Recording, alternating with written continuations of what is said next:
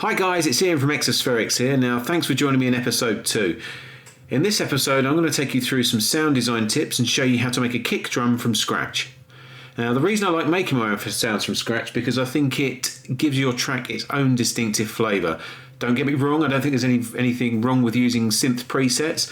In fact, I always use them in my tracks. Sometimes you'll like a particular pluck or a lead that will give you an idea for a melody. Use it and build on it.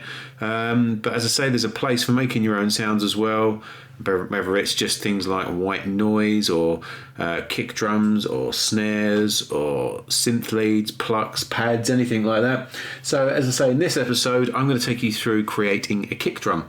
I'm going to use Serum and I'm also going to be using Ableton. But I say most synths and most DAWs will be the same, or definitely synth-wise you'll be the same, just to have different interfaces.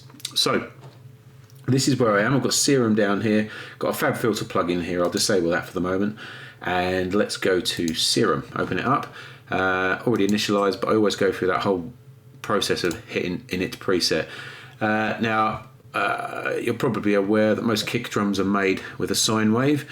So what we'll do is go to here, change my waveform, and I'll even use this analog BD bass drum sine wave. There you go, there's my sine wave. Sine wave, that's what you're going to get. That's a sine wave sound. Used for sub basses, electric sort of piano sound, you get out of that. But that's your sine wave. So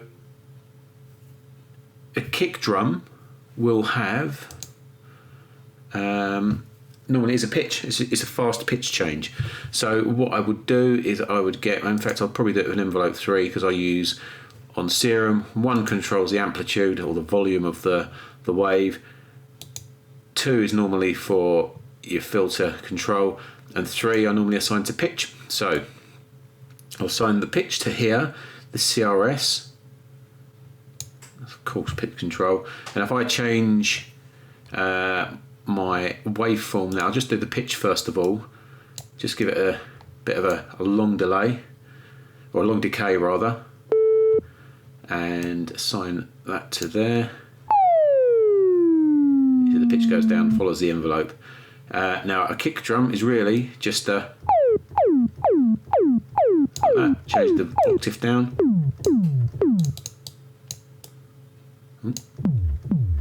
There you go. You've already got that basic kick drum. Now sometimes I'll go in and I'll control the amplitude of the wave with an envelope. The decay, there you go. That's it. Now in Serum, you want that attack of the kick, the click of the kick. Sometimes you can use a hi-hat running in the same at the same time as the kick. Sometimes it's a hi-hat, or sometimes you can use here noise generator. And Serum has its own built-in attacks for kicks already. Don't have to use these. But if you enable that, click this. This is one shot. That means it'll only fire that off. If I mute this, I don't know if you can hear that click, just a little click, and if you change those clicks, let's turn the volume up a bit. Whereas if you have this off, you just get, which has its place somewhere. So I'll put it on one shot.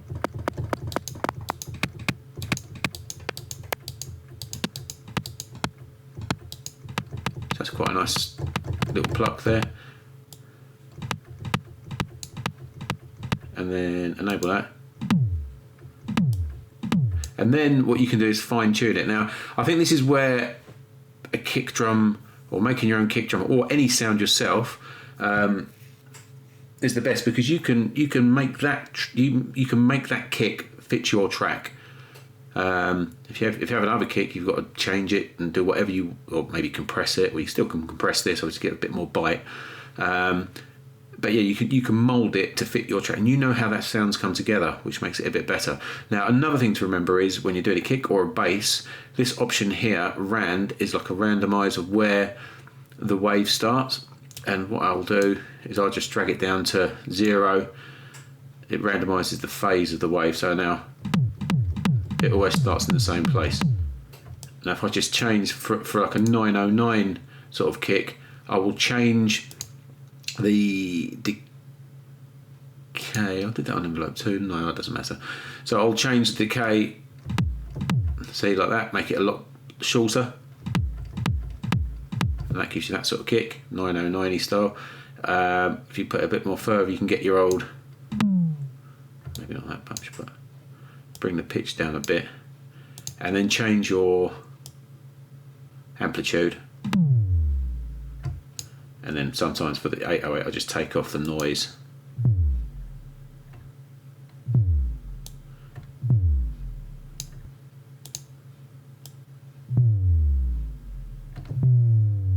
So sometimes I might use this for a breakdown in track if I'm doing a trance track. So as it comes to the beginning of a breakdown, just use something like that. But that's it. That's 808. Obviously, there's loads of other things you can do. So if we go back to how we had it before, if I put the noise on it,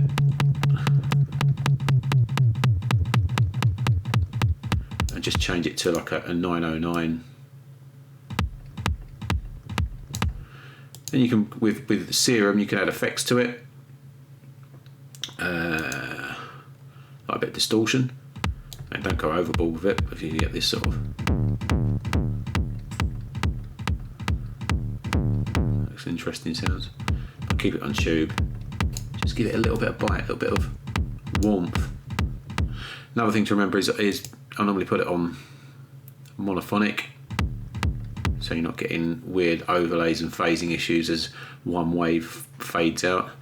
There's other interesting things you could do. You could, for instance, put portamento on, which is pitch gliding, and then you could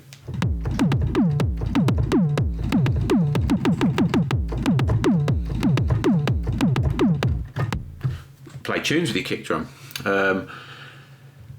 Another thing to remember is to EQ that kick. You'll notice, because you've created it yourself, you'll have a lot of low end energy. So I normally cut. This is Fab Filter. Take a low cut. And just listen to it and just see where the kick changes. You can feel where the energy is in that kick.